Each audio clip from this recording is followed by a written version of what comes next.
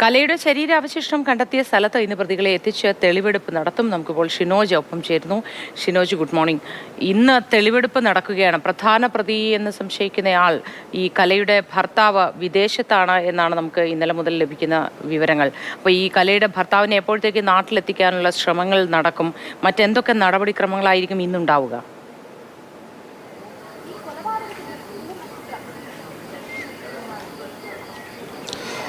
മോത്തി, ഇന്നലെ ഈ സമയത്ത് ഈ നാട്ടുകാർ ഉൾപ്പെടെ വിശ്വസിച്ചിരുന്ന കാര്യമെന്ന് പറയുന്നത് കല മറ്റൊരാൾക്കൊപ്പം മറ്റെവിടെയോ പോയി ജീവിക്കുന്നു എന്നൊരു കാര്യമാണ്. എന്നാൽ ഇപ്പോൾ അവർ സത്യം തിരിച്ചറിഞ്ഞിരിക്കുന്നു. കല മരണപ്പെട്ടിട്ടുണ്ട്, കലയെ കൊല്ലപ്പെട്ടതാണ് എന്നൊരു സത്യം ഈ നാട്ടുകാർ ഉൾപ്പെടെ തിരിച്ചറിഞ്ഞിരിക്കുന്നു. അതുമായി ബന്ധപ്പെട്ട കാര്യങ്ങളൊക്കെ തന്നെയാണ് ഇപ്പോൾ നടക്കുന്നത്. കാരണം ഇന്നലെ പോലീസിനെ സംബന്ധിച്ച് വളരെ ശ്രമകരമായൊരു ദൗത്യമായിരുന്നു. കഴിഞ്ഞ 15 വർഷം മുൻപ് നടന്ന ഒരു കൊലപാതക കേസാണ്. അതിൻ്റെ പരമാവധി തെളിവുകൾ ശേഖരിക്കുക എന്നത് സംബന്ധിച്ച് പോലീസിനെ സംബന്ധിച്ച് വളരെ ശ്രമകരമായിരുന്നു. ഇന്നലെ 3 സെപ്റ്റി ടാങ്കുകളാണ് ഈ അനിലിൻ്റെ വീടിൻ്റെ കിഴക്ക് ഭാഗത്ത് നിന്ന് കുഴിച്ച് പരിശോധന നടത്തിയത്.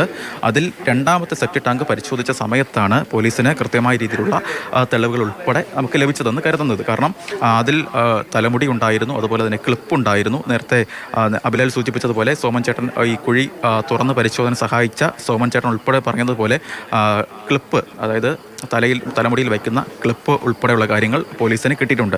ഈ കാര്യങ്ങളെല്ലാം തന്നെ കേസിൽ വളരെയധികം നിർണായകമാകുന്ന കാര്യങ്ങളാണ്. ഇത് ഇനി കലയുടേതാണെന്ന് നിഗമനത്തിലേക്ക് എത്തേണ്ടതുണ്ട്. അതിന് ശാസ്ത്രീയമായ രീതിയിലുള്ള പരിശോധന ഉൾപ്പെടെ വേണ്ടിയിരുന്നു. DNA പരിശോധന ഉൾപ്പെടെ നടത്തിയാൽ മാത്രമേ ഈ വിഷയത്തിൽ ഇത് കലയുടേതാണ് എന്ന തരത്തിലേക്കുള്ള നിഗമനത്തിലേക്കും ഒരുപക്ഷെ കോടതിയിൽ ഉൾപ്പെടെ ഈ കേസ് വിലക്കണമെങ്കിൽ ആ രീതിയിലുള്ള ശാസ്ത്രീയമായ പരിശോധന ഫലങ്ങൾ ഉൾപ്പെടെ പുറത്തു വരണം. ഒരുപക്ഷെ എങ്കിലും നിലവിലെ സാഹചര്യത്തിൽ അത് കലയുടേത് തന്നെ എന്ന നിഗമനത്തിൽ തന്നെയാണ് പോലീസ് ഉൾപ്പെടെയുള്ളവർ. കാരണം ആ രീതിയിലുള്ള ഒരു മൊഴികളാണ് ഈ 5 പേരിൽ നിന്ന് നിലവിൽ അറസ്റ്റ് രേഖപ്പെടുത്തിയിട്ടുള്ള ആളുകളിൽ നിന്ന് പോലീസിനെ ലഭിച്ചിരിക്കുന്നത്. എന്തായാലും ഈ കേസിൽ ഏറ്റവും കൂടുതൽ വേണ്ടത് ഇനി സാക്ഷിമൊഴികളാണ്.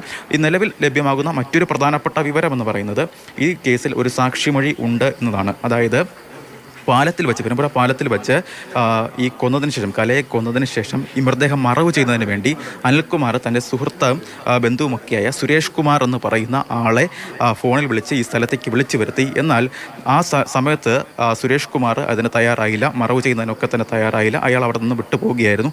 നിലവിൽ ഈ കേസിൽ പോലീസുമായി ബന്ധപ്പെട്ട ഇത്തരത്തിൽ വിവരങ്ങൾ കൈമാറിയ ആൾ സുരേഷ് കുമാർ ആണ് എന്നൊരു സൂചനയാണ് നമുക്കിപ്പോൾ ലഭ്യമാകുന്നത്. നേരത്തെ ഒരു ഊമക്കത്തിൻ്റെ കാര്യമൊക്കെ പറഞ്ഞിട്ടുണ്ടായിരുന്നു. ഒരുപക്ഷെ ഈ സുരേഷ് കുമാർ ആകാം അമ്പലപ്പുഴ സ്റ്റേഷനിലെത്തി ഇത്തരത്തിൽ വിവരങ്ങൾ പോലീസിന് കൈമാറിയതെന്നൊരു സൂചനയാണ് നമുക്ക് ഇപ്പോൾ ലഭ്യമാകുന്നത്. അങ്ങനെയാണെങ്കിൽ ഒരു സാക്ഷിമൊഴി കൂടി ഈ കേസിൽ ഉണ്ടാവുകയാണ്. പോലീസിനെ സംബന്ധിച്ച് അതിനിർണായകമായ ഒരു ഘട്ടത്തിലേക്ക് കൂടി പോലീസ് കടത്തിയിരിക്കുന്നു. ഈ കേസിൽ, അതായത് 15 വർഷം മുൻപ് നടന്ന ഈ ഒരു കൊലപാതക കേസിൽ ഒരു സാക്ഷിമൊഴി ഉണ്ടാക്കുക എന്ന് പറയുന്ന പോലീസിനെ സംബന്ധിച്ച് ഒരു ശ്രമകരമായ ദൗത്യമാണ്. എന്നാൽ ആ ഒരു കാര്യം കൂടി പോലീസിന് ഇപ്പോൾ എളുപ്പമാവുകയാണ്. സുരേഷ് കുമാർ എന്ന് പറയുന്ന അനിൽകുമാറിൻ്റെ സുഹൃത്ത് തന്നെയായിരിക്കും ഈ കേസിലെ പ്രധാനപ്പെട്ട സാക്ഷിമൊഴിയാവുക. അതായത് കൊലപാതകം നടന്ന് മൃതദേഹം മറവ് ചെയ്യുന്നതിന് വേണ്ടി അനിൽകുമാർ ആദ്യം ബന്ധപ്പെട്ട ആളുകളിൽ ഒരാൾ സുരേഷ് കുമാറാണ്. പക്ഷേ സുരേഷ് കുമാർ അതിൽ നിന്ന് ഷിനോജിലേക്ക് മടങ്ങി വരാം. അഭിലാൽ, നമുക്ക് ഈ FIR-ന്റെ പകർപ്പ് ലഭ്യമാണല്ലോ. ഇതിൽ എന്തൊക്കെ കാര്യങ്ങളാണ് പറയുന്നത്? പരപുരുഷ ബന്ധം ആരോപിച്ചാണ് ഇത്തരത്തിലൊരു കൊല നടന്നത് എന്നൊക്കെ അതിൽ വ്യക്തമായി പറയുന്നുണ്ടല്ലോ.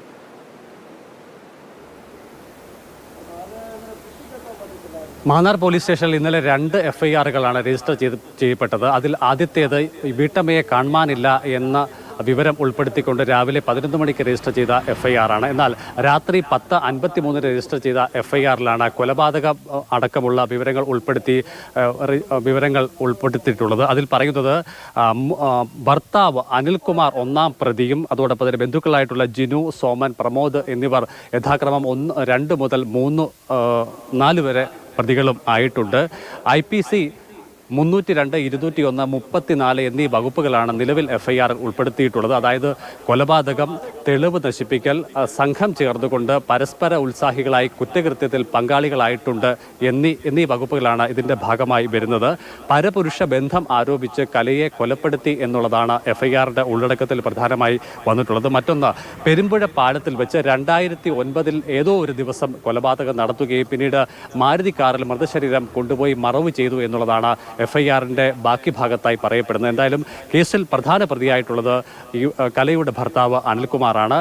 പരാതി രജിസ്റ്റർ ചെയ്യപ്പെട്ടിട്ടുള്ള ആൾ, പരാതിക്കാരൻ എന്നുള്ളത് KV സുരേഷ് കുമാർ എന്നുള്ള ആളാണ്. ഒരുപക്ഷെ ഷിനോജ് മുമ്പ് പങ്കുവെച്ച വിവരം കൂടി കണക്കിലെടുക്കുമ്പോൾ ഇദ്ദേഹം തന്നെയാണ് ഈ കേസിൽ നിർണായകമായ വിവരങ്ങൾ ഒരുപക്ഷെ ഇൻഡയറക്റ്റായി പോലീസിന് ലഭ്യമാക്കിയതെന്നുകൂടി നമുക്ക് ഈ ഘട്ടത്തിൽ സംശയിക്കേണ്ടിയിരിക്കുന്നു. ശരി അഭിലാൽ.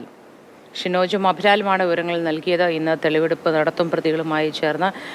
മാത്രമല്ല ഒപ്പമുണ്ടായിരുന്ന സോമൻ ചേട്ടൻ്റെ വാക്കുകളിൽ നിന്നും മനസ്സിലാവുന്നത് നിരന്തരമായി തെളിവ് നശിപ്പിക്കാനുള്ള ശ്രമങ്ങൾ അവിടെ ഉണ്ടായിരുന്നു എന്ന് തന്നെയാണ്.